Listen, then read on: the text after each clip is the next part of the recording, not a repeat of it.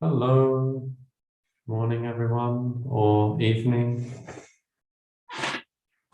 I've had an idea, which I'm going to try out as a little experiment.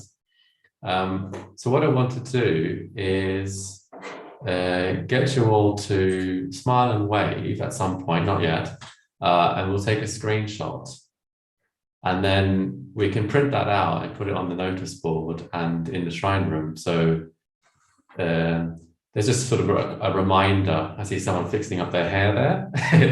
A reminder, just to sort of bring you guys more into the psyche of the people who are on retreat. So is anyone not okay with that happening? Because we can... Have you got a makeup artist on hand? Yeah, we'll get everything touched up and you look gorgeous. Photoshop and all that. I've got a couple of questions. Yeah.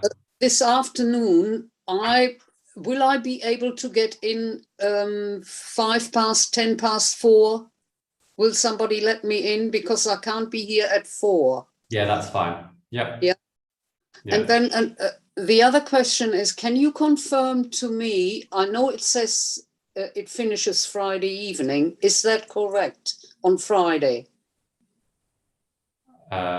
It finished, as far as I'm aware, it finishes Thursday evening. Patrick is checking that. Where did you read Friday? Where? The very yeah. Which email? On the email where I log on every day. Yeah. It says it finishes Friday evening. And normally, well, no retreat. I've never been to a retreat that finishes in the evening. That is why I'm questioning it. Yeah. Okay. So I've just double checked, and the final sort of retreat activity is the puja on Thursday evening.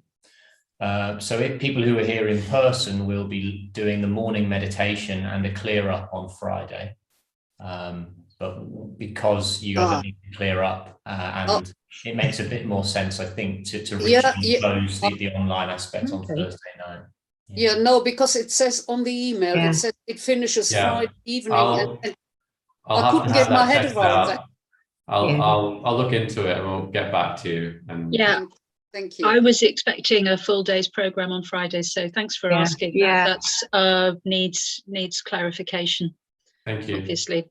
Yeah, thanks for that. Thanks for it sounded to me like the in-person people were leaving on Saturday morning. That was how I'd imagined it, because how else could we be having the whole day on Friday? So a bit of a mix-up, but they are actually leaving Friday. Do you know that? They are definitely leaving on Friday morning. Okay, that's fairly clear then.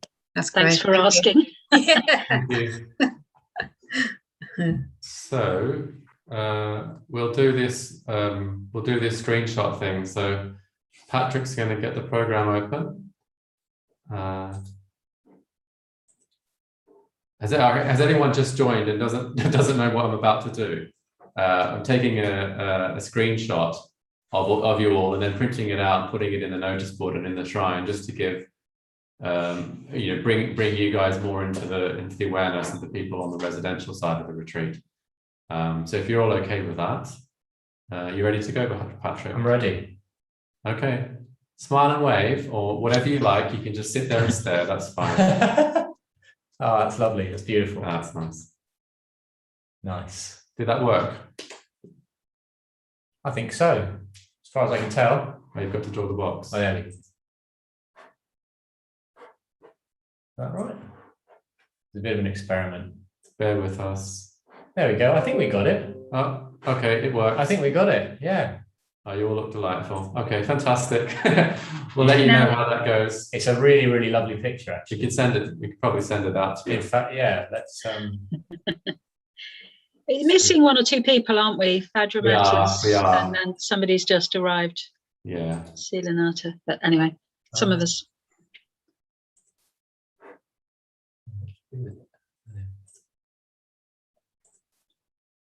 Patrick's just playing around. Okay. It's about to appear in the chat, I think, if that works. This is a bit like when you go on a roller coaster at a theme park and then you're sort of waiting for your photo at the end to see the face you were putting in. I can see. It's ready. Just paste it. Ah. We have just been joined by about 5 people since the photo. Do you think we should do it again? We could do. Yeah, go on, take another one with everybody. Okay, we'll have to tell the new people what's going on.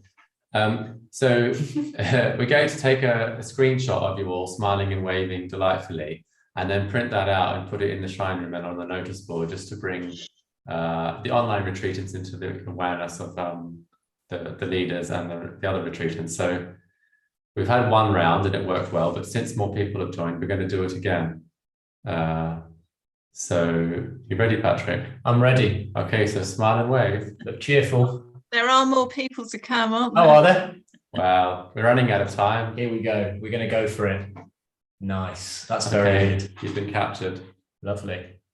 I'm going to send this over to you guys as well, so you can see it. Thanks.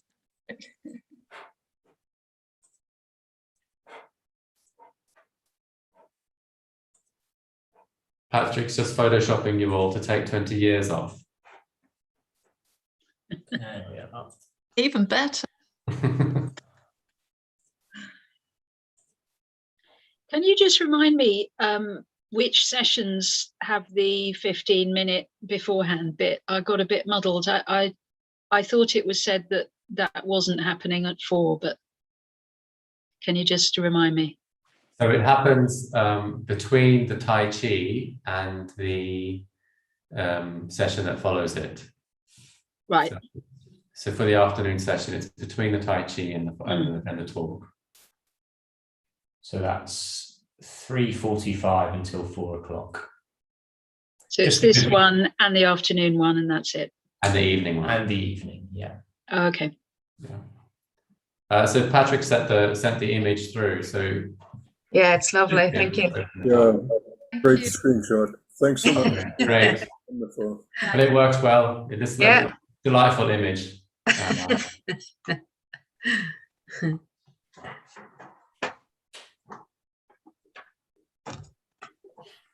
The sun has come out here, which is nice. I can see it's appeared in a few of your Zoom boxes. Dharma Mai is in the sun. Yeah, it's lovely here. Yeah. Although we got absolutely soaked on our walk this morning, so it's been a bit showery. Bit mixed, yeah. It's very mixed, but it's and there's a big black cloud looming over there, but it's very nice at the moment. Mm. Kamajoti looks like she's got sun. Yeah. Oh, clouds in the Netherlands. Yeah. Yeah, clouds in Ireland. Well, where I am anyway. What about Istanbul?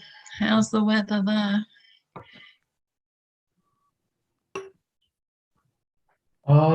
It's generally very warm.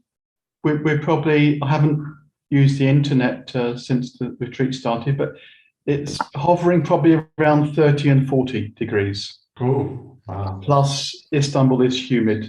So Ooh, yeah, so it's a bit uncomfortable for me anyway. yeah, hot. There you go. It peaked at 44 just before the retreat started. Oh. Due to, with humidity. That's hot. And it's even hotter in the south where the wild That's clouds are. horrible. Hot. Yeah.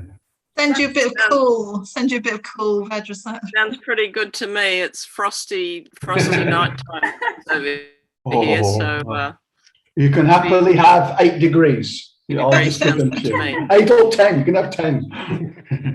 Okay, we're about to head over to the shrine room. It's all kicking off. So Great. see you later. Time See of you day. later. Bye bye. Welcome if you are, but welcome to everybody.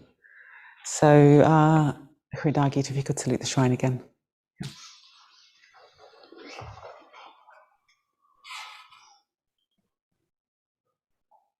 Good boy. Namo Buddhaya. Namo Buddhaya. Namo Dhammaya.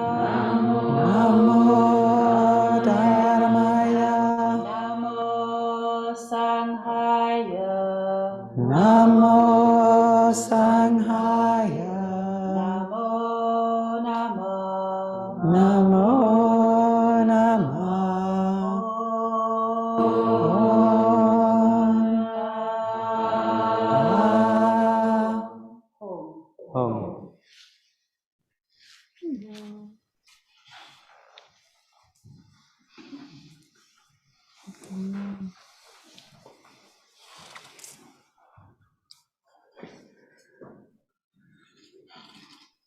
So before we begin, I'll just say a little bit about the shape of the retreat. So we're halfway through now. And today we're going to be exploring Chitta, tomorrow Dhammas, and then on Thursday we're going to have a practice day, just so that you know that that is coming. The morning will be a sesshin type practice of sit, walk, sit, something like that. But we will break up periods of sitting with periods of walking, probably very little, if any, guidance. And the afternoon will have groups, and in the evening we'll have a final puja. Yeah, so just so that you've got a bit of a sense of how everything's building, and you're getting more and more of a sense of how to bring awareness to the fullness of your experience. And then you'll have this opportunity on Thursday to play, really. I think that's the best way to approach Satipatthana contemplation, or maybe any practice, is to see it as play. We're sort of playfully getting to know our own minds. And can everyone hear me okay? Yeah. If at any point you can't hear me, then please just call out. Even I don't mind if you call out in the middle of a meditation. Speak up. I'd rather you did that than that you sat there feeling frustrated that you can't hear, because the acoustics in this room are not that brilliant. And I know my voice can sometimes drop. Okay, so we're moving on to Chitta. I'll just briefly remind us what's in the sutta. And how does one, in regard to the mind, abide contemplating the mind? One knows a lustful mind to be lustful, and a mind without lust to be without lust. So that's obviously the greed, desire end of the spectrum. One knows an angry mind to be angry, and a mind without anger to be without anger. So that's obviously the aversion side of the spectrum. That can be mild irritation to full-blown hatred, of course. And one knows a deluded mind to be deluded, and a mind without delusion to be without delusion, which of course is very difficult, because the very nature of delusion means we don't know what's going on. But I'll say a bit more about that in a moment. But we're aware of this confused state, if we're in a confused state. One knows a contracted mind to be contracted, and a distracted mind to be distracted. One knows a great mind to be great, and a narrow mind to be narrow, a surpassable mind to be surpassable, and an unsurpassable mind to be unsurpassable, a concentrated mind to be concentrated, and an unconcentrated mind to be unconcentrated, a liberated mind to be liberated, and an unliberated mind to be unliberated. So that's covering quite the spectrum of human experience. And then we have the refrain or the chorus, that we abide contemplating the mind internally, externally, internally and externally, self and other. We've all got minds. One abides contemplating the nature of arising, of passing away, of both arising and passing away in regard to the mind. So that's the impermanence, and by implication, dukkha, unsatisfactoriness. It's the insight aspect. Mindfulness that there is a mind is established to the extent necessary for bare knowledge and continuous mindfulness. So we're not training our minds so we become really good at working in the stock market. That might be a byproduct, but we're training the mind to the extent that we can really know our mind, so that we can then direct our minds in the direction of freedom. And we abide independent, not clinging to anything in the world. That is how, in regard to the mind, one abides contemplating the mind. I'm very excited to say that my iPad still works. So I can say that if you ever drop any device in water, stick it in a bowl of rice, and it appears to be a very successful method. So the translation here of chitta is mind, but as we'll all know that in Buddhism, mind and heart are not really separate. Like that's a very Western concept, that we've got a brain up here and a heart down here, and they occupy different domains. In traditional Buddhism and most Eastern wisdom traditions, the mind and the heart are seen as continuums of the same mental, emotional dimension of experience. So it's the kind of, I sometimes think chitta is examining our mood, or the shape sort of underlying tendencies of the heart-mind continuum. You know, is it tending towards desire? Is it tending towards aversion? Is it tending towards distraction, and so on? But something I'd like to say, I think I'm repeating myself here, but I think it really needs to be said, is that, yeah, we're looking at chitta today, but of course, everything else is also going to be there. Yeah, we've still got a body, we've still got Vedana, we've still got hindrances, potential for awakening factors, and so on. So that the experience of being human through the moments, I often think is like a torrent of water. I think that's quite a good image, really. It's very multidimensional. There's loads of stuff happening all the time. But what we're doing with these Satipatthana reflections is we're just looking into that torrent through a particular window, perhaps, or a particular doorway or a particular lens. So yesterday it was the lens of Vedana, and today it's the lens of Chitta, which means we're beginning to get closer or to know more clearly this kind of karmically active emotional side of our experience. So body and Vedana were resultant, they've arrived, here they are. Can't do anything about it, but we can choose how we respond. Chitta, we're actually creating future consequences. Emotion, it's active. So we're beginning to get the doorway into what is my momentum? Where's my momentum heading in this moment? And there's these three broad the sort of ethical status. Greed is pulling in, that's energetically, is this kind of pulling in quality. Aversion is pushing away, energetically, am I trying to shut something out? And then delusion is going round and round in circles. I think that's such a great image. You know, where you're just confused, going round and round. And as I said yesterday, the sutras talk about no net-like delusion. So it's like you're tangled up in a net. It can really feel like that, can't it? Sort of wherever you go, you're just hitting the edge of the net and it's getting more and more entangled. So we've got the ethical status of greed, hatred, and delusion. We're beginning to examine that. And then there's the condition of the chitta. Is it contracted or is it distracted? So contracted is a kind of rigidity, and I'm sure we've all experienced that with the whole sort of heart mind's feeling very kind of narrow and tight and rigid. And traditionally it's seen as sloth and torpor as well, energetically. So it's all kind of closing down, getting a bit stuck, a bit tight. Yes, sloth and torpor is such a great phrase, isn't it? That kind of quality. Feels like that, doesn't it? Kind of, and then distracted is scatty, the restless mind. And I must say, I don't know about the rest of you, but I was reading some old meditation diaries on solitary recently from the pre-internet era. And I realized, oh, my mind is so much more scatty now than it was in the 90s. And I think it's because of surfing the internet, Googling. I've got this whole internal phrase now I never used to have, which is, I'll just Google that. So I'm out on the walk and I see a bird, I'll just Google that. I never used to have that. So I think we're up against more of a tendency to distraction than we used to be. So we have to find ways to work with that. Yeah.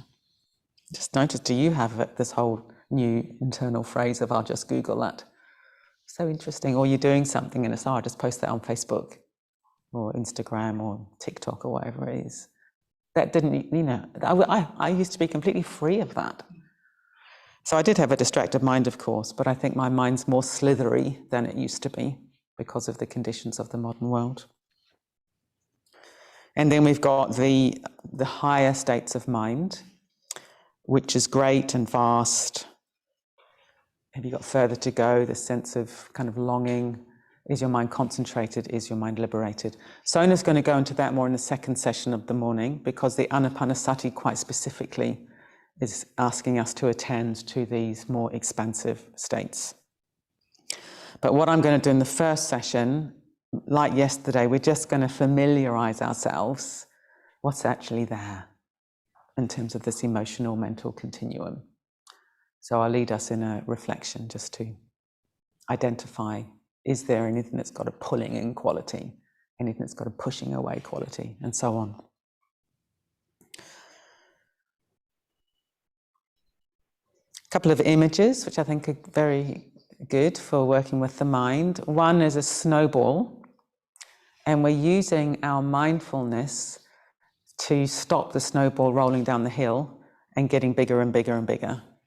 So say we've become aware of a mental state or an emotional state of, well, I'll give an example of sexual desire. I think that's quite a good example, actually. Because if we've got sexual desire, in our minds, we're very identified with an object that we've brought into the mind of the person that we are fantasizing about. With mindfulness, what you do is you think, sexual desire.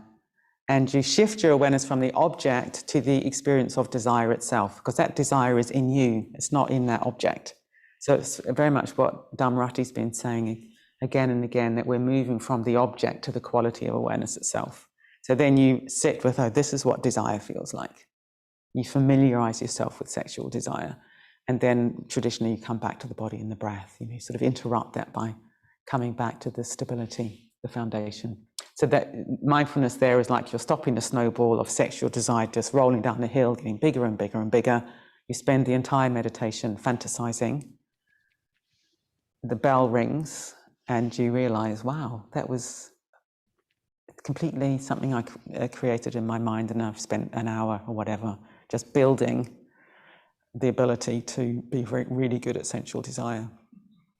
Whereas you could have used your hour to become aware of, this is what desire feels like, and being curious and then coming back to the rock of the body. So a snowball, I think that's a good image.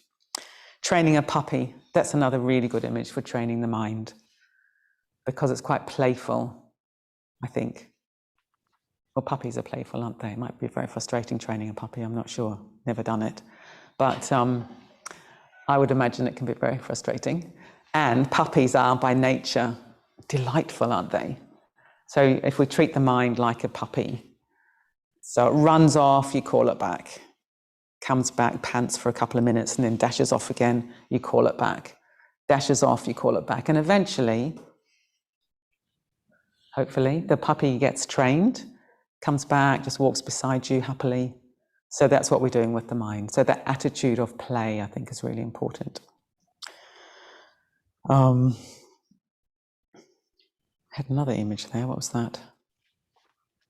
Anyway, those two are good. The snowball and the puppy. Oh, I know. The other one was from Subhuti, that coming back to the body, he says that it's a bit like you're swept away by a really fast river, and then there's a rock, and you grab hold of the rock, and you are able to resist the pull of the current. So coming back to body awareness is like coming back to the rock, the stability of the rock in the river. An attitude that I've been really sort of playing with myself as being an inward-bound adventurer. Because, we often think about adventures happening in the outside world. We want to go on an adventure outward bound. Be an inbound adventurer. So the attitude of almost excitement, almost the thrill of, oh, wow, this is my mind. I can get to know my mind. I can familiarize myself. I can play with my mind. I can settle my mind. I can develop agility and facility with my mind, rather than my mind just having it can feel like it has a life of its own, can't it? But we can learn how to direct the mind towards openness, freedom, rather than this continual circling around more contracted states. So we'll begin in a moment, but I'll just say, in terms of in the practice, 2 ways of working. So I'll by inviting us to be aware of the presence or absence of desire, the presence or absence of greed, and so on. But it's very important that we don't suppress, something. We notice something's there and we immediately think, I shouldn't be having that experience, and we shut it out. Say, well, we had the discussion you said about grief. That was very interesting, wasn't it? You know, that grief can be fulfilling and satisfying, but you might think, oh, grief, you know, it's a negative mental state. I shouldn't be having grief. So the idea is we let everything in, we acknowledge it, and sometimes we may need to dwell there. So grief, I think, is quite a good example. It's calling our attention, and to immediately sort of think I need to shove that out of the way and I need to cultivate these more positive states will be blocking, will get our energy blocked. And then the grief may well just bounce straight back in again. So there's this image of the bull in the field, of the two ways of working. So if you imagine that your mind is like a bull, your mind heart is like a bull, very, very strong. And then mindfulness is like, is mindfulness the rope or the stake?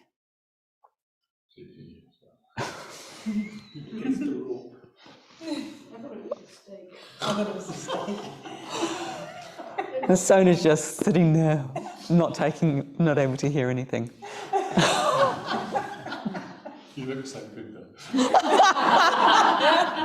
He's supposed to be sort of picking up on what I've said in the second session, ideally. Anyway, never mind. Okay, so you've got a bull, which is your mind. You've got the breath, which is the rope, and you have a stake, which is your attention. Yeah. So if you traditionally, it's like you keep on, you're trying to sort of tie down this bull to a stake of mindfulness. That can really work very well with kind of low-level chit-chat. And often we have a lot of that. We have a lot of just kind of what's for lunch, or a bit uncomfortable, or we should stop talking. You know, there's kind of, it's not charged. We've got a lot of mental activity that's not particularly charged, and we notice it and we come back to the breath and the body. And that can be very, very effective. However, for some things that are emotionally charged, and I would suggest things like grief might be in this arena, then it's much better to take the stake out of the ground. You've still got the rope around the neck of the bull, and you just go for a walk with the bull around a field. And what you're doing is you're breathing with your mind. So say you've got an emotion that's calling your attention, you just breathe in and out with that emotion. And then very, very gently and gradually, you allow the mind to settle. So the example with the bull is obviously if the bull's really worked up and you're trying to tie it down to a stake, it's just going to keep ripping the stake out of the ground, and you drag it back and it rips it out, and you drag it back and you rip it out. And that will be if you're willfully trying to sort of suppress the activity of the mind heart and bring it to the stake of mindfulness. You just get loads of tension, don't you? I'm sure we've all had this experience. We keep coming back to the breath, and then the mind just bounces back. You come back to the breath, the mind bounces back. You just end up frustrated, a bit of a headache maybe, and thinking you're doing it wrong. So another option is you just go for a walk with the bull around the field. You don't resist the bull of the mind. You just go for a walk all around this lovely big field. And because the bull's not being opposed, it will eventually settle. You know, it might be quite active at the beginning, a bit bucking and carrying on, but you're just going with it, with love, with kindness, with breathing. And then eventually the bull will quite naturally settle. Yeah. So that's the image of you bring the mind to the breath and the body, or you take the breath and the body to the mind. That's the kind of simplest way of understanding that. So you either let go of the activity because the breath is quite easily able to be interesting, or if the mind's really, really got something that's calling your attention, just let it go with that. Is that clear? Yeah? Did you want to say something, Vidyamala? I'm just delighted to hear what you're saying, because the way I've heard it is that either there's the stake, which does work well with small things, or you give it a really big feel. Let it have a heyday, let it calm down of its own. Cool. But what you're saying is much more satisfying to me to hear, and much more likely because you keep it company. Yes. Very often things are really important. Yes. Need the company. I've never heard that middle Yeah. option. Yeah. That's interesting. So what Vajrasara is just saying, she's finding it satisfying what I've just been describing, because what she's heard previously is you either drag the bull back. Sorry, sometimes that's pejorative language. I don't mean that at all. You either invite the bull, hey, here's the state, just settle down, and the bull does settle down if it's kind of fairly not particularly charged activity. Or that the other thing Vajrasara has heard, you just let the bull go wherever it wants to go and it will settle. But what I'm describing is you go with the bull. And actually, when you were talking, I suddenly had this emotion. I suddenly felt very moved when you were talking of, oh yes, that's what we're doing. We're going with the mind, we're accompanying the mind, we're breathing with the mind with love. And just saying, I mean, I'm interested in you, mind. I love you, mind. And this experience that you're having, which is charged. Yeah. Okay, so let's do a practice now together to just explore this.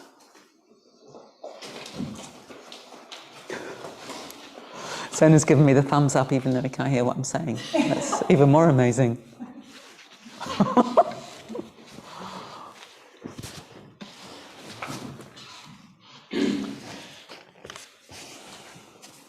Just to say, I feel I'm having a moment of free.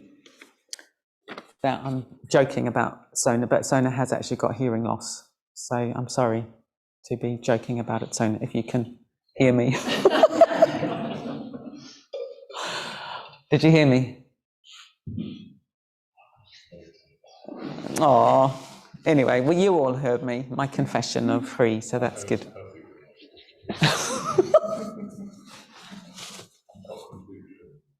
Sorry? I haven't got.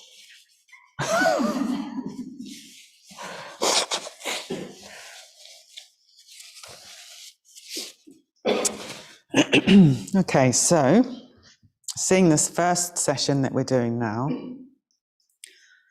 as familiarizing ourselves with what's happening in our chitta at this time. Letting go of whatever's happened in the past, letting go about worrying about what's going to happen in the future, and being this inbound adventurer, discovering this amazing, rich landscape within.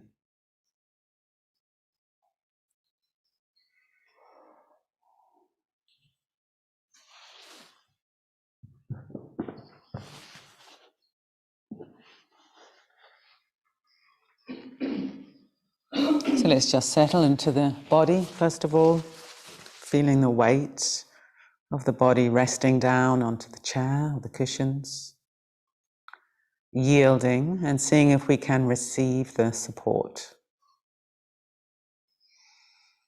The legs, likewise, in contact with the floor, the mats.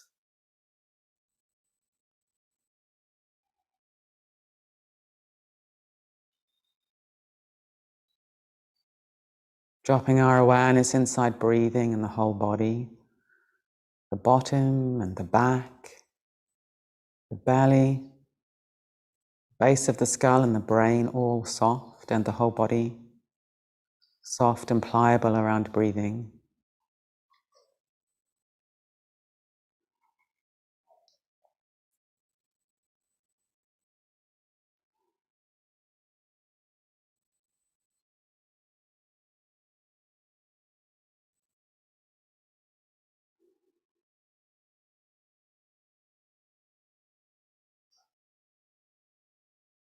So the body's yielding downwards, and this very often allows spaciousness to arise inside the body. So we're letting go of tension a little bit, and then there can be a sense of releasing into length, into space, to openness in the body.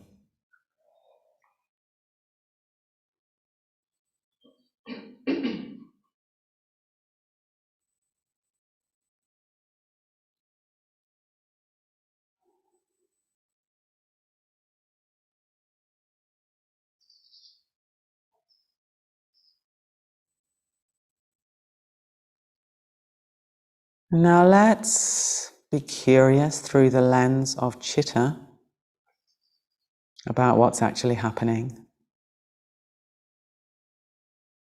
the ethical status of the mind stream.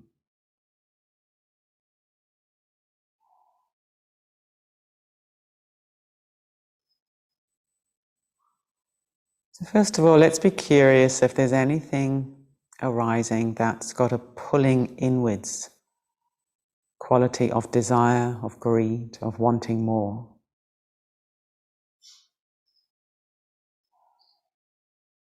Being playful, curious, non-judgmental.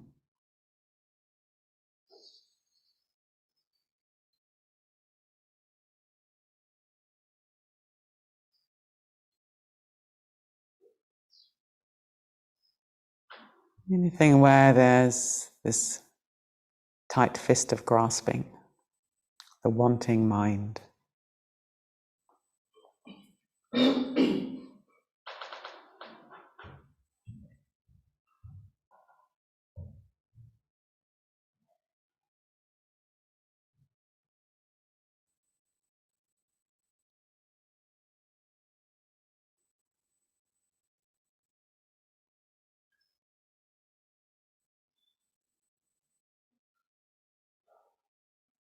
And what happens when you become aware of it with this kindly, curious mind?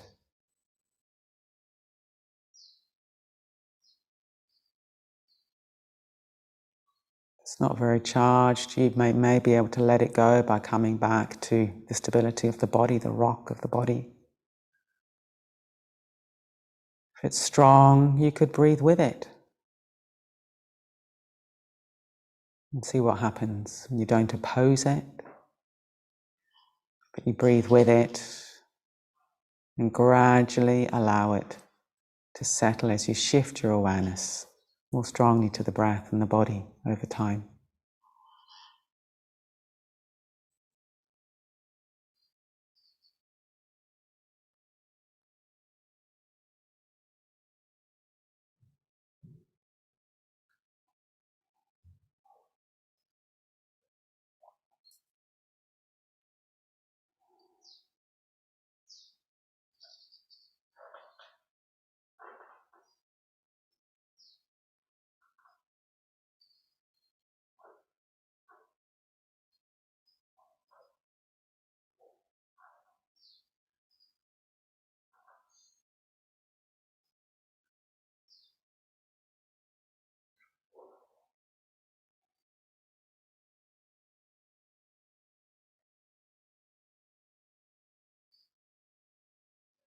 Or is there an absence of greed?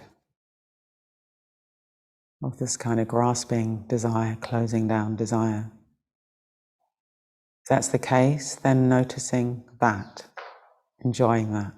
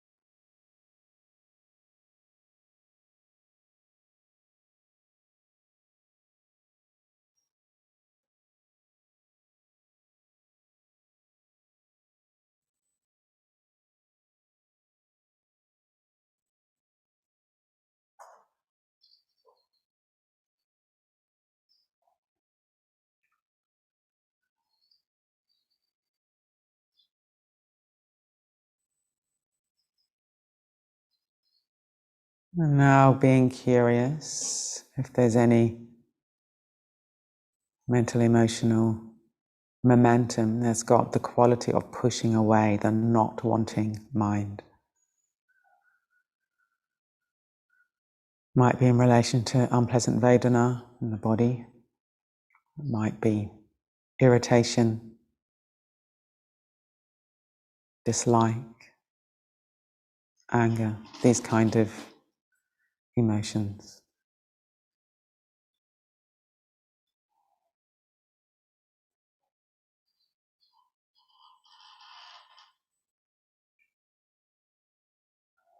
If you notice it's present, you could first of all simply come back to the breath and the body and see if it settles of its own accord.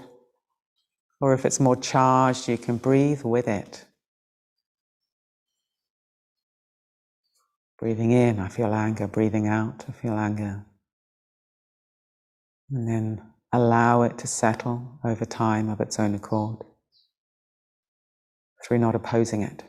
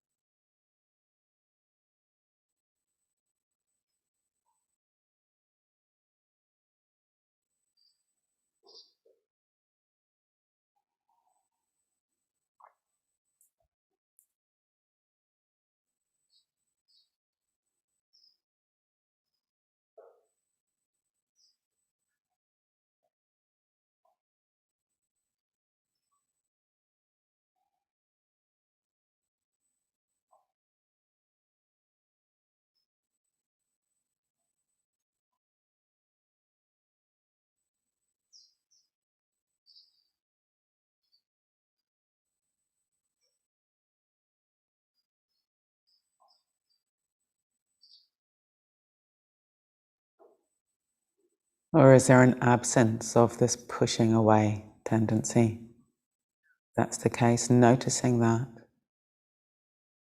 appreciating that, enjoying that.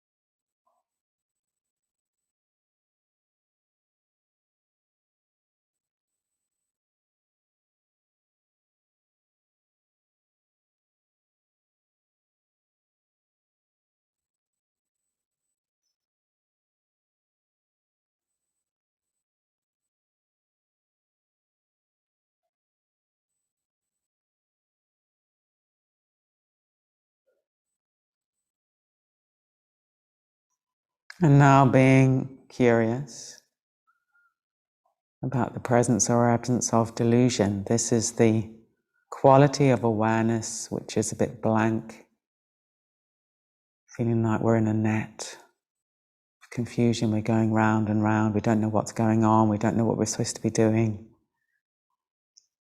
Maybe feeling a bit useless at the practice.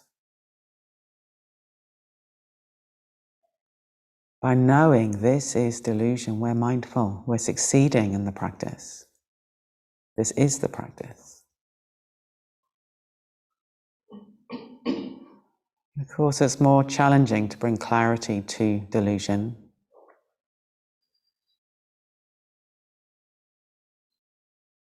So all the more reason to rejoice if we can identify it and name it.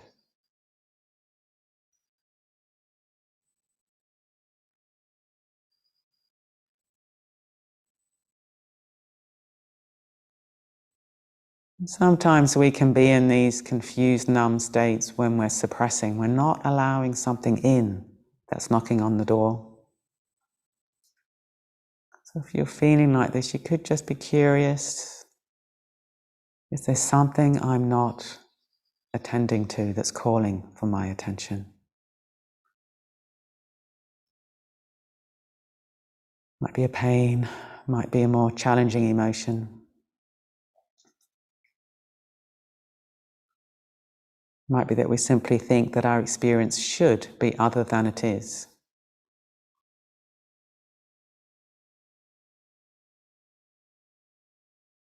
Seeing if we can be curious and open to whatever's arising. Curious about and open to whatever's arising and passing.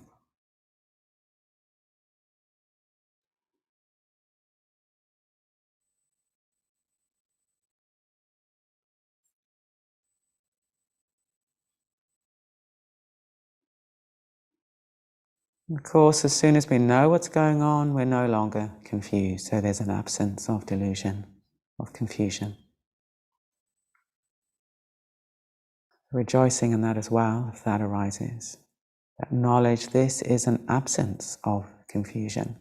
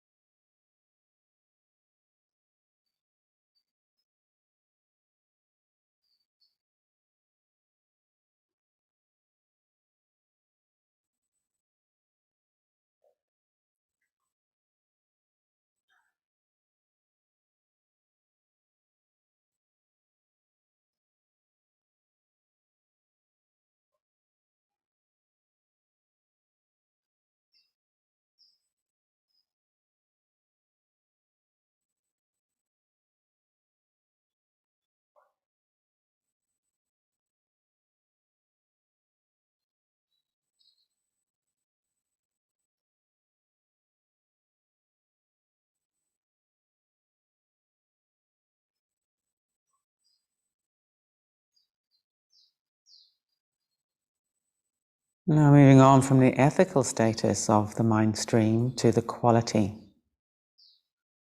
Is it contracted? Is it distracted? So first of all, let's be curious whether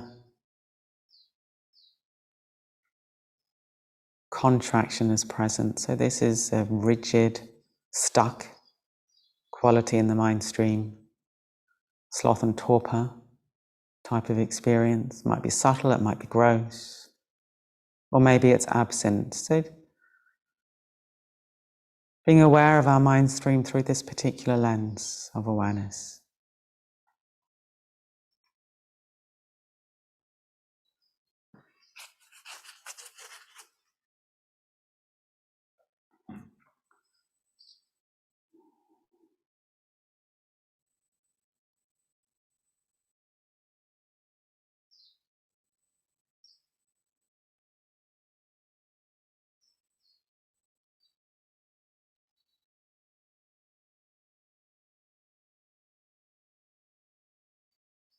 What happens when you bring your awareness to the quality of mind that's a bit stuck and rigid?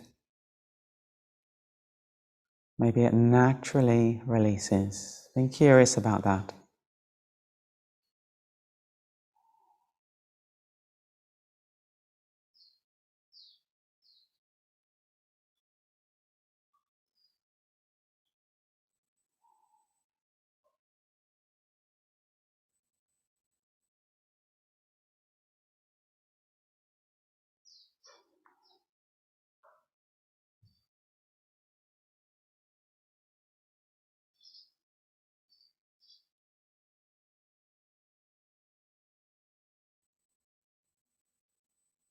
What about distraction? A scatty mind, a slithery mind, jumping from here to there, following one half-formed channel of activity and then jumping to something else. a restless quality, maybe an anxious quality.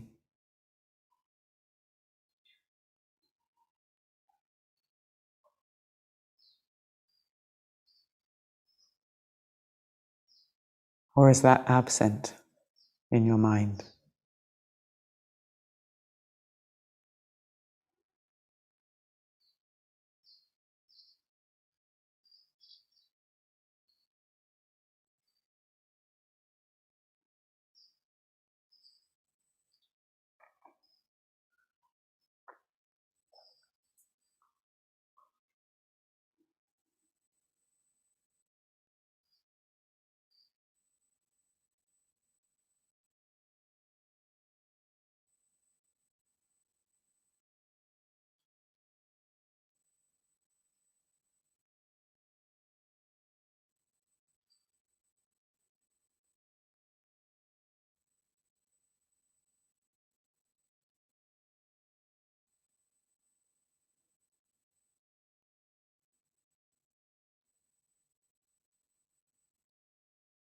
So moving into open practice now, where we continue to investigate the activity of the mind stream.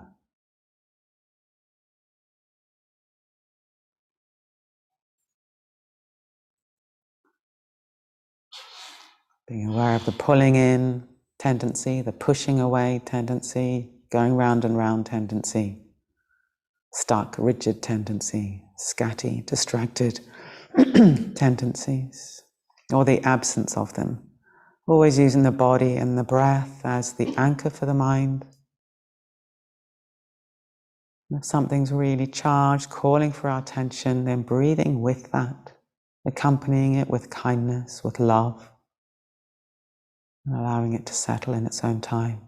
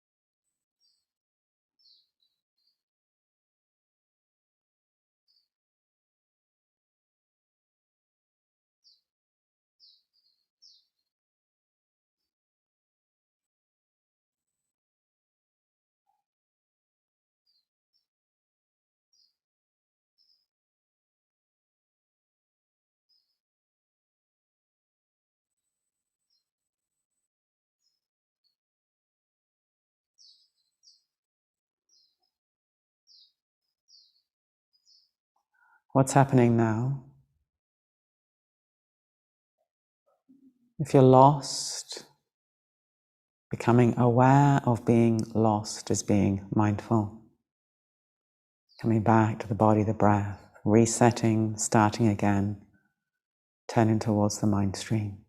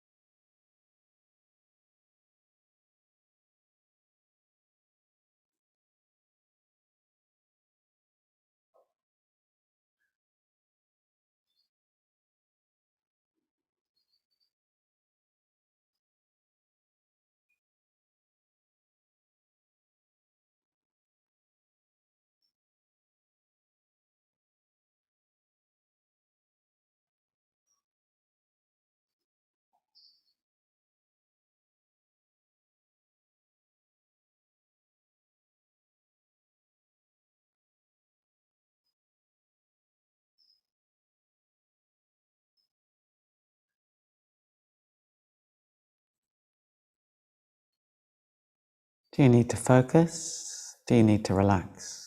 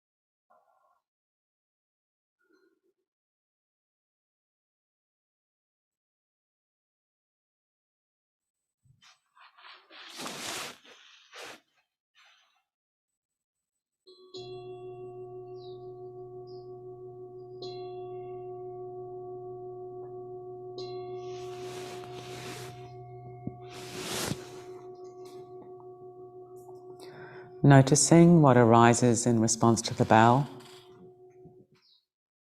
Thoughts, emotions, body. Maybe there's relaxation, which is telling you you've been trying too hard. Suddenly everything opens.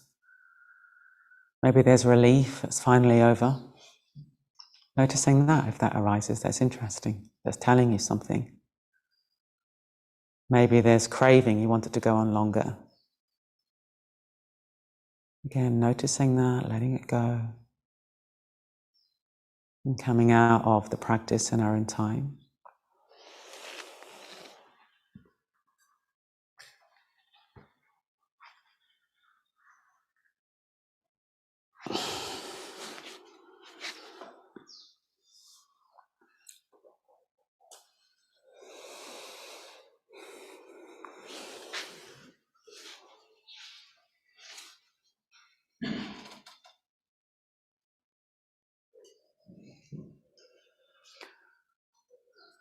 So a few moments to share what you noticed in your practice. When you got closer to what's actually happening mentally and emotionally, what was there? And how did you respond to it? Yeah, Dhanapriya? Well, it's often talking, so I suppose thought back into hot, so it's top off and that helped a little. But I came back to my body and we ended back up in slop and talk process. So that's the question of, am I trying to avoid anything? A bit more slop and talk. it was the practice of trying to work with that, open my eyes, the usual stuff. But sometimes that is just there. Yeah. No matter what I do, I can't quite. So anyway, that answers some questions. So Dhanapriya was talking about quite persistent sloth and torpor, that he also worked with very creatively. So first of all, am I too hot? Taking off some clothing. That's a really intelligent thing to do. Then a sloth and torpor came back, and then opening the eyes, sloth and torpor came back. And then he looked, is there anything I'm avoiding? So I'm sort of shutting out and shutting down. Sounds like you didn't really get very far with that. Nothing emerged. So how do you evaluate that practice to yourself? Well, it's interesting, when the bell ended, I was equanimous. Yeah. So it wasn't like I wanted to stop, I was still carrying. So that's interesting. It was sort of, I sort of relaxed. I thought, well, this is what this is at this moment. Yeah. It's not that I'm tired, because I know I slept really well, and it's not that. So yes. But that's great that you.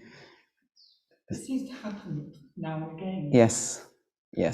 So Dhanapriya was saying at the end, with that question about evaluating, that he didn't particularly want it to end, the practice, wasn't particularly holding on. There was a quality of equanimity present. He knows he's not tired, slept enough. So the kind of mystery, I suppose, is a mystery, isn't it? Where do these things come from? According to the Buddha, it is all conditioned, but conditioning's so complicated.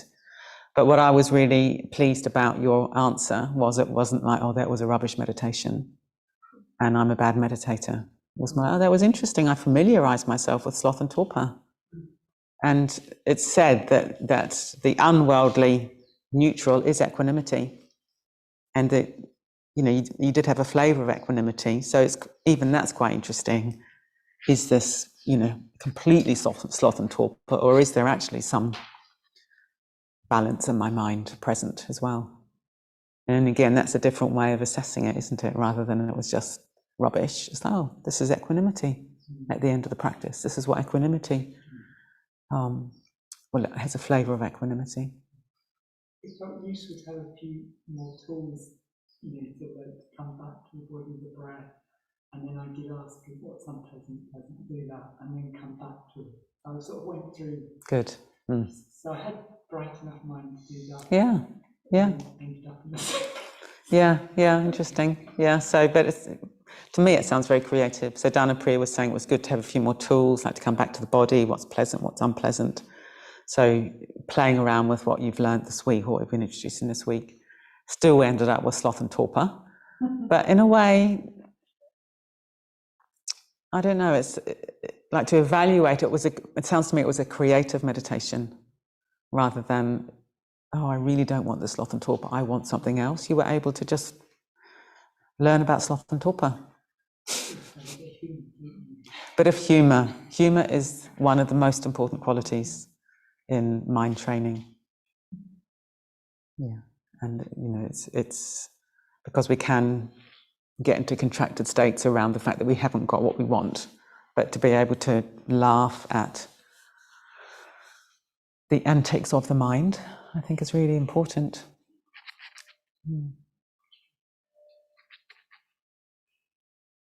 So maybe just one more, and then we'll have a break and to give Sona longer for the Anapanasati this morning.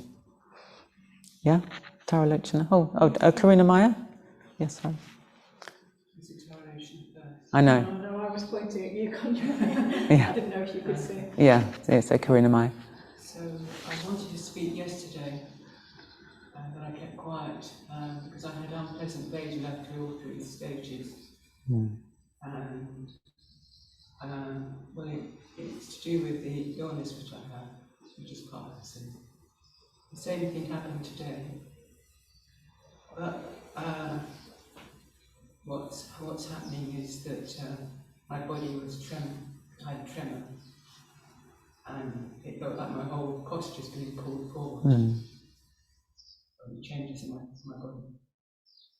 But it was I tried to stay with that. And I just experimented with just trying to go a bit more into the sensations. And eventually, I realised that it's sort of obvious, but I realised that I don't really want that experience, obviously. You don't want that experience? I don't want that. Yes, yes. Pushing away. Yes, yes. Obviously. Anyway, image of the world in the field came to mind. And well, I really appreciated going for a ramble around this big field with that not wanting experience, and even with the tremor as well. And at least for a time, it did subside. And I began to be concentrated. The tremor of it was come back again now. So I enjoyed the image. I just and loving kind of taking in the experience. Yeah, thank you. I just repeat that a bit for the people at home. So Karina Maya was talking about, she wanted to speak yesterday, and having unpleasant Vedana all through the stages yesterday and then again today, to do with the illness of Parkinson's and the body pulling forward and the tremor. And then today, you played around with, when you got close, it sounded like it came into awareness more strongly. This is the not wanting mind. So there's the unpleasant Vedana, and then on top of that, there's the not wanting mind. And then you decided to take the mind for a walk around the field, that not wanting, just let that in. This is the not wanting mind, take it for a walk around the field with love. And what was interesting is you said your tremor settled a bit when you did that.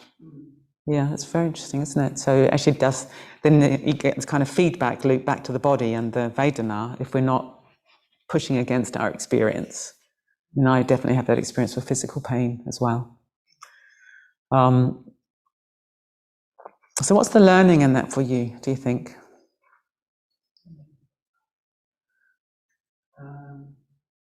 To explore in that sort of way more often. And yeah, I mean, in theory, I know that not wanting mind is not helpful, but I think the exercise just reinforced that today. Yeah, good. So you can surround it with love. With love, yes, yes. I mean, I think I really appreciated Vajrasara really reflecting that back earlier, because I think even in myself, I realized, oh yes, I'm taught it loads of times, but I had that moment when you were talking of being deeply moved and sort of, oh gosh, yes, we're taking this delicate human, oh God, I'm going to cry now. We're taking this sort of the delicacy of the human mind into our hearts, not opposing it, not suppressing, not buying in, but just, it's like going for a walk with this beautiful, because it's a beautiful thing, the human mind. So treating it with great love. Yeah. Yeah, so thank you, Karina Maya. Yeah. So on that note, let's all take this delicate, beautiful experience of being human for a walk to the tea area. We want a cup of tea. A little bit sunny here today. You might just want to sit outside and feel the warmth on the skin, whatever. Just 20 minutes, is that all right? We'll get back at 10 to 12. And then the next session will be, well, how do we really allow the expansive states to blossom in our experience, as taught in the Anapanasati Sutta. But of course, we're only going to get expansive states blossoming if we start with this inclusive awareness and kind, loving awareness. If we just chase pleasure for its own sake, it really doesn't work. Yeah. Okay, good.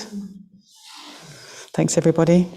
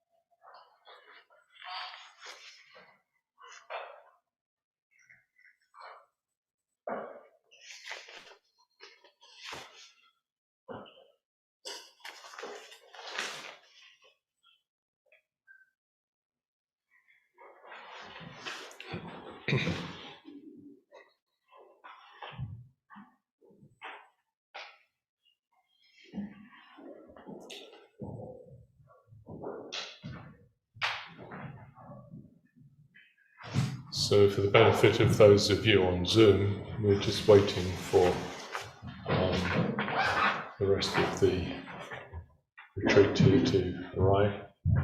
And one of the technicians, Camera Bandhu, came and has placed a photograph of you, a screenshot, I think, from Zoom. So we can, if I look down here and not at the camera, it's because I'm just reminding myself that you're up there.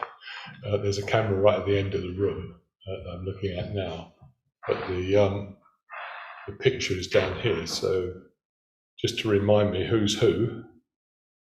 You all look so happy, at least, and the waving in this photograph. So, anyway, welcome back. Can you hold it up for us to see? You can't. It's a little photograph. You can't see it very well. You might come and have a look afterwards, and you can see maybe some faces that you remember. You could always turn, like as you might look across the room. Don't forget, you can look at this virtual room that's on the camera, and just smile occasionally to people there. I'm sure they'll appreciate that. Unfortunately, they can't do it back to us. There's enough of us here.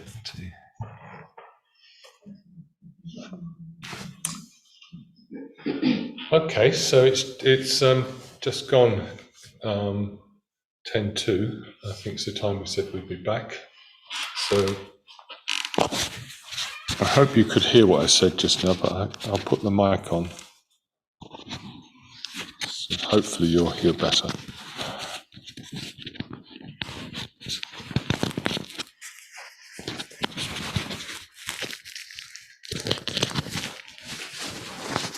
Reminds me of one of these little British soldiers you get at Buckingham Palace with a Busby hat on top.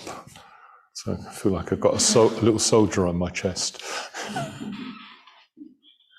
Okay, so I'm going to start at the last of the stages in this particular sequence. Not the very last, the last of the stage 12. So that's the last of the stages on the Chitta. I wanted to just start there because this, for me, was the most important stage in this practice when I first took it up. It is the stage of sensitive to liberating the mind. We breathe in and out. And I thought, wow, what an amazing idea. Sensitive to liberating the mind, I breathe in and out. So I'd been doing this practice for, I can't remember the circumstances, but I was quite deeply focused and concentrated when I got to liberating the mind. And then I realized that I actually could experience liberation, that I experienced my mind being liberated. And I knew it was only going to be liberated for a short time, but it was nonetheless, it did, I could say it was liberated. And what do I mean by this? Well, if you remember the talk by Bhante, The Taste of Freedom, or if you've read it, liberation has the taste of freedom. And so that you feel this freedom come. And I have to say that's what it felt like. I was free of something. And probably at the time I think it was just quite visceral almost. I kind of felt free and open. And it was as though things had dropped away. And this morning I got quite focused when I was meditating. And then, as one does, if you're going to give a presentation later, little thoughts came into my mind, and I think, what do I feel now? I kind of felt kind of free. And I would say that what I felt was I was free of the burden of me. that I kind of realized all the time I'm carrying around this burden called me, what I think of myself, and all the things I have to do to keep myself alive, all the responsibilities I have. I felt like at this moment I don't have any. I was aware of my body because I had a slight pain in my sciatic nerve going down my leg. Wasn't enough.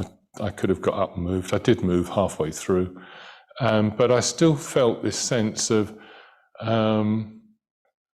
the burden of being alive, just being alive, having to do things. The burden of feeling you're not good enough about things and so forth. I just felt it all dropped away and I felt liberated. And I knew that when I come out in the meditation and I started, going to have my breakfast, there'll be certain things there that I would want that are not there, and I might get a bit irritated. And then I got the burden of me coming back with my preferences, what I like and what I don't like, my views about how things should be and not. And that's all me. It's all, you can understand why one's trying to free oneself from self. But I kind of think of it, I had a kind of real feeling of that this morning, of liberation, of having a burden. It felt like I was weighed down, a burden of me and, all the things that I wanted and so forth. So I think that's the sort of idea or the mood, if you like, the tone of this last stage. So it's the three stages are going to lead up to this point. And then tomorrow, ideally, in that liberated state or in those liberated moments, you can actually start seeing things more clearly, in terms of this higher way of looking at things as they really are, in the impermanence of things and the way we can release ourselves from these things. So this is where we may have a taste of this ideally today. I would imagine that everyone has had experiences of liberation. Maybe when you've just sat down, you've been walking, your body's tired, and you sit down and go, oh, you feel a kind of a freedom of the effort of what you've been doing. Or you meet someone and you've been feeling a bit down, and they smile at you and they say hello, and you feel sort of open and alive, and it's as though that old me that was there a few moments ago had just gone, and you've been liberated from. As I said yesterday, unfortunately, we're trapped in this sort of cycle of going round and round. But presumably, the more liberated experience we have, the more taste we have of freedom, the more we want, and the more effort we put in to free ourselves from the burdens that we're carrying around. So going back to the first stage in this practice of being sensitive to, how does it say in the sutta? Translation is sensitive to tendencies in the mind. We breathe in and out. And these tendencies, as Vidyamala has said, they are craving, aversion, that's raga, doha and moha, which is defined as doubt and confusion. And it occurred to me also that in that state of doubt and confusion, we're in a deluded state. And I couldn't help thinking about this in connection with the liberation of me. And I come to the conclusion that a lot of the time, I'm just completely deluded about myself. And the way I hear other people talk, I think they are too. Or probably you are too. You say that I'm not good at this. And that's not your experience. Someone says, oh, I didn't do very well then. You think, well, I thought it was really good. So you've got this view of yourself that isn't necessarily true. I mean, I know that I can play the first 4 bars of Chopin's Opus 9, I think it is, but I can't play much more. And I could just think I'm rubbish at the piano. But you know, I know what I am rubbish at the piano. Well, so what? I'm not a concert pianist. I don't want to be. Don't even want to play the whole thing, really. If I did, I'd make an effort to do it. And I think we go through life with so much delusion. It's not even confusion. We're actually actively deluding ourselves a lot of the time by the way we talk to ourselves and things we tell ourselves. You know, I didn't do that very well, should have done it better.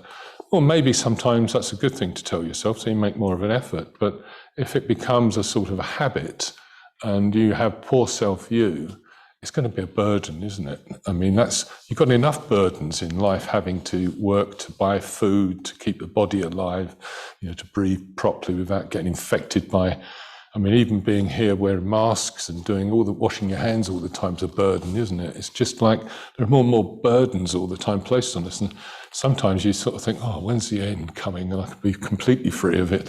And but in this meditation, that's what one's aiming at. This first meditation, I think of it more as like allowing the mind, hopefully by this time, you have a sense of your mind as this amazing, incomprehensible ability to, as it were, watch, you know, be aware, pay attention to. And if you I imagine myself as being like balanced, I was going to say on a needle, that wouldn't be very nice, but on a point, as it were, a kind of rounded point.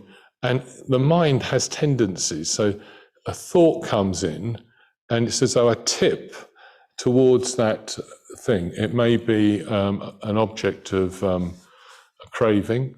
I mean, it may not be like craving. It might just be something that's interesting. So I'm kind of like wanting more of it. So I'm tipping towards it. And it's as though in the practice, I go, craving, and try to let go and just come back to the point. And then you might go back again. It may be the same thing, it may be another thing. You will have a natural tendency or a mood today that's going to make you move towards aversion or craving, or just being a bit confused and deluding yourself more and more. So whatever's going on with the mind, it's just like a question of noticing it and allowing it to be what it is, and knowing that you can go back and balance, as it were, again where you started. So it's like calling the puppy back, and the puppy's there and it goes off. And you can do this with a bit of a lightness, not with, right, I've got to watch the mind, with gritting your teeth and so on. So that's what you do in the first stage. I'm going to give you some more detailed instructions, and then I'll try not to talk so much through, because I don't think you're getting time to sort of really fully absorb the practice if I'm giving you tips all the way through. So that's what you can do in the meditation. You might find your own way of doing it. This is how I found my way of doing it. It's just that you notice the mind has a tendency towards moving towards something pleasurable, which you can see as a kind of craving. It can become a strong craving, or aversion. Oh, I really don't want that, and you're moving away from it, or you're becoming tight, or you're just experiencing doubts. You know, I don't know if I don't know if I can even do this practice. I don't know what I'm doing. I'm just sitting here, kind of falling asleep, and you could just think, oh, moha, confusion. That's right, I'm doing the practice. And so that's the first stage. The second stage is sensitive to gladdening the mind, to breathe in and out. So this is where you're actually ensuring that you are in a kind of more otherworldly sort of frame of mind, I suppose, where you're glad that you have the opportunity to become more than you are. I mean, wherever you are, wherever you think you are, you can always become more, and you can become more. I think it was Mrs. Rhys Davies once used this phrase, becoming more and more on the way to the most, as the teaching of the Buddha. So no matter how bad you think you are, if you tend to think yourself bad, you could think yourself as being a bit less bad. And in other words, a little bit better. Much better to use the word better than less bad. And traditionally, what you would do here really is to just celebrate the fact that you have this amazing human body. It's an incredibly finely tuned human body that for some of us has gone wrong, some of us is wearing out, and it's not functioning as well as it might do. But in any case, it still is amazing. It's able to take in air that's something like 70% nitrogen, a small amount of it, 20% is oxygen, and it takes this gas and it turns it into somehow or another absorbs it into the bloodstream, and it gets taken around the body and it releases energy. I mean, isn't that just in itself incredible? And you don't even have to think about it. You don't have to think about where's the next lump of oxygen going to come from and how can I get it in there. It just all happens amazingly. And even more amazing, there's so many amazing things about us, but this ability to sort of, as it were, step back and just notice what's actually going on is something else to be glad about. Apparently animals can't do this. It's something to do with the construction of the brain. And we've developed a brain that can step back and we can be aware of what's going on. So this is truly amazing too. And if you're feeling a little bit down, just say, well, actually, I'm just an amazing product of evolution. I've got here somehow or another, I don't know how, in this body, which is totally amazing. And there might be bits of it I'd rather were different, but hey, I'm really, really fortunate to have one. And so that would be the kind of way you do it. There may be other ways of gladdening the mind. The object is to become feeling kind of quite positive about yourself and what you're doing. And in other words, letting go of all the sort of negativity that might be trying to creep in around the edges, that little voices, you don't really know what you're doing, do you? You don't really know if this is going to work. Just letting that go and allowing yourself to gladden the mind. That's what you do in the second stage. In the third stage, we've been doing this actually, in a sense, if we were doing the whole, well, actually, we're doing this, better finish it one sentence, haven't we?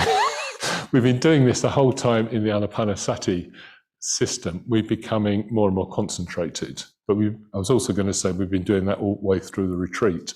We're becoming more and more concentrated. Yes, just over halfway through the retreat, and we become more concentrated. I'm pretty sure everyone is, even if your mind wanders off from sometimes. But it's a kind of just paying attention to being concentrated. And you can see this in terms of having three particular qualities which you could look out for. The quality of stability, the quality of purity, and the quality of activity or activeness. There are, I've got the Pali for this, but I'm not very good at pronouncing Pali, so I won't give it to you now. I'll put it on the resources page afterwards. And so these are the two things of, I'll say them again, stability, that there is this feeling that you are stable, that your mind actually is quite clear and pure.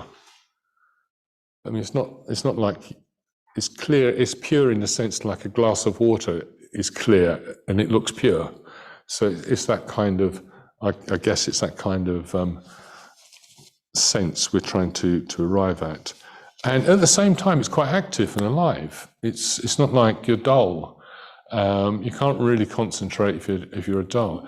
And I think if you ever are doing an activity where you feel like you've got in the groove, or some people say in the zone, it could be writing an article or something like that, or playing an instrument or going for a walk, where you're doing something creative and you're fully into it, these qualities would probably be there. Unless you were trying to murder someone. I suppose that gets complicated. Let's not go there anyway. Sorry, I went there. And that kind of, that mood of being so concentrated, in the last stage, you just take it over and just allow all thoughts that arise to just drip away. You just feel them as burden falling away. and all the even the positive ones are coming. You think, oh, that's a really interesting creative thought. Still a thought. I'm going to be liberating myself from this thought and just let it go. I mean, I have to think these things through when I do it, but some of you might do it just more simply. So is that all clear? And I'll just remind these, just say a few of the things at the beginning, and then you'll have about 4 minutes to do the practice. Well, actually, a bit more time today.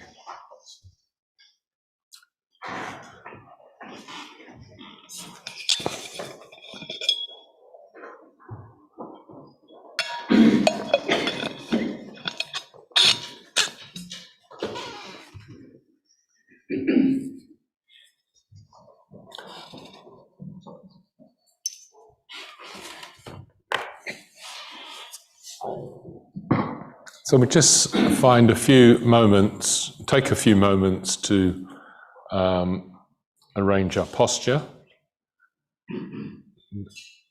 And just to remind you, this is the first Satipatthana, mindfulness, awareness of the body, of how you've placed the body.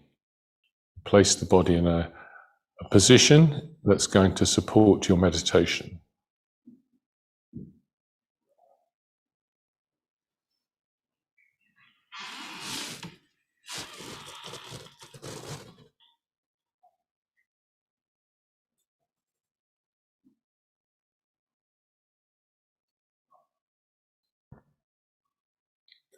And then to generate or activate, let's say, this ability to step back, to watch, to be aware. We could turn our attention to our breathing. You might want to choose something else, like turning your attention to a painful part of your body and just being aware of it, and as best you can, releasing any tension. So we're using a technique just to help us to, as it were, sort of drop back, becoming aware of being aware, that we are aware at this moment.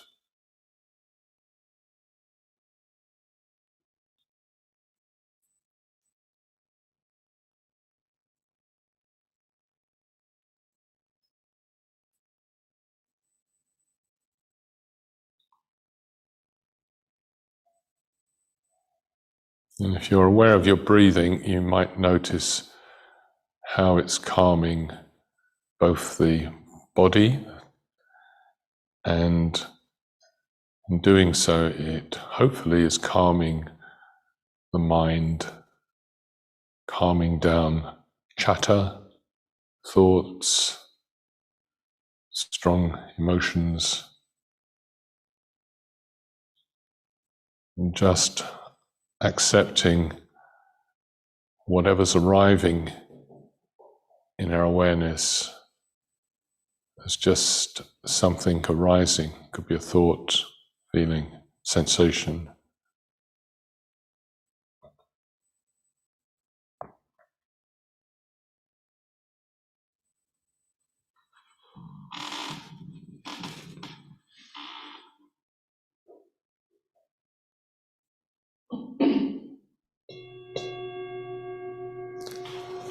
So when you're ready, in the first stage, just being sensitive to the mind as you breathe in, breathe out, aware of any tendency to move towards something, craving, or push away something, thought or whatever, the aversion, or a feeling of confusion or doubts.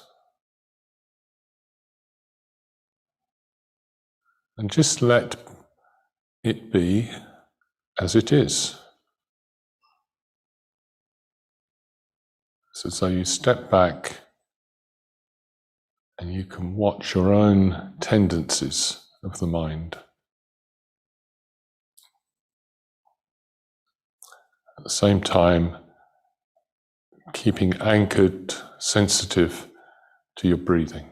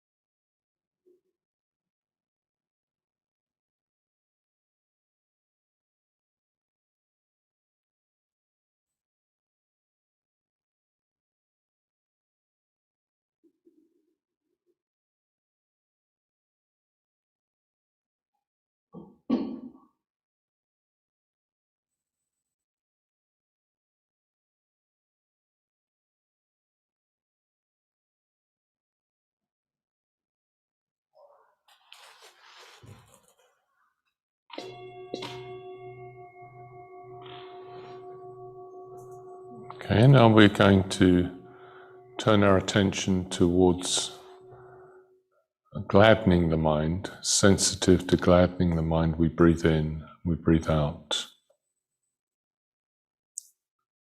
Reminding ourselves that we're here today, right at this moment, in this safe environment. And we have the apparatus, the body, the mind, to become more and more aware. And we can rejoice in that.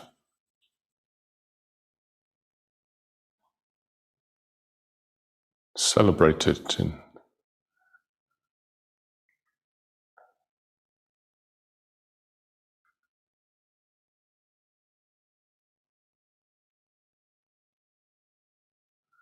And if this doesn't quite work for you, you could remember a time, an uncomplicated time, where you felt just happy. Not happy, clappy happy, but happy, content,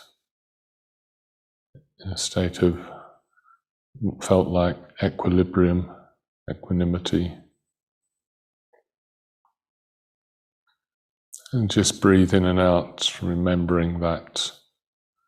And then see if you can transfer that as an actual experience right at this moment. Sensitive to gladdening the mind. We breathe in, we breathe out.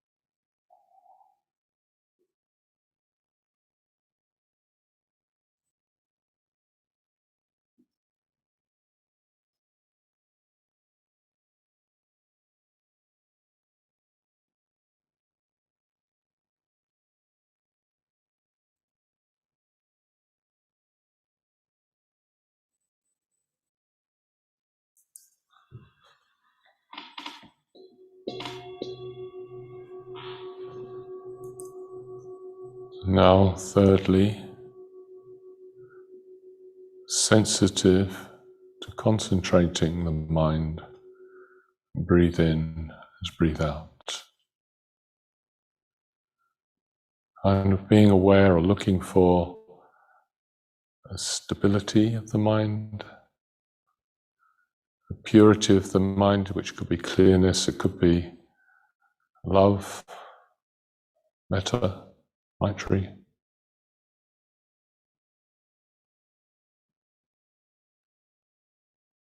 And we feel alive. The mind is alive, active, energized.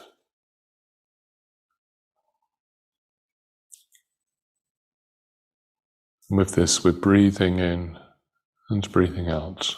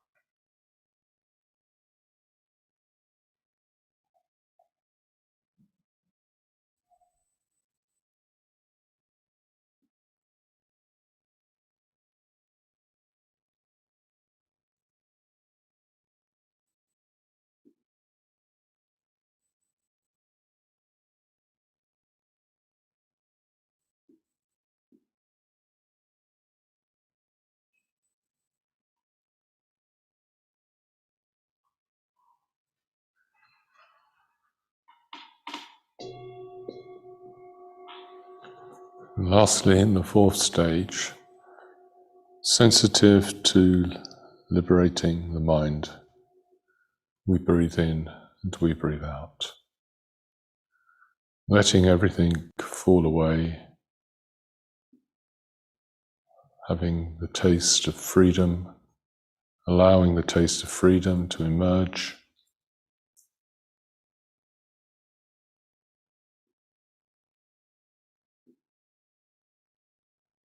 Kind of relaxing into that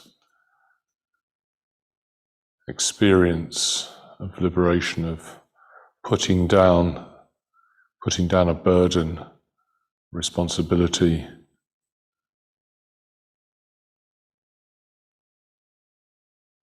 and enjoying the liberation.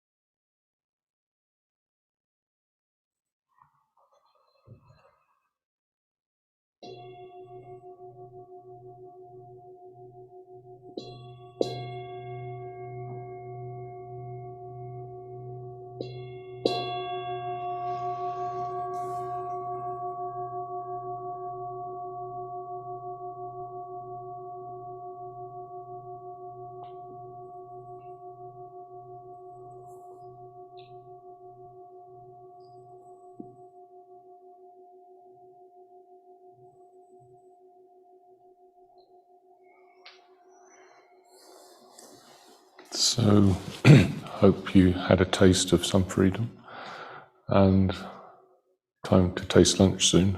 But you've still got nearly a quarter of an hour to wander around and enjoy. Thank you very much, and goodbye for now, those of you in other places.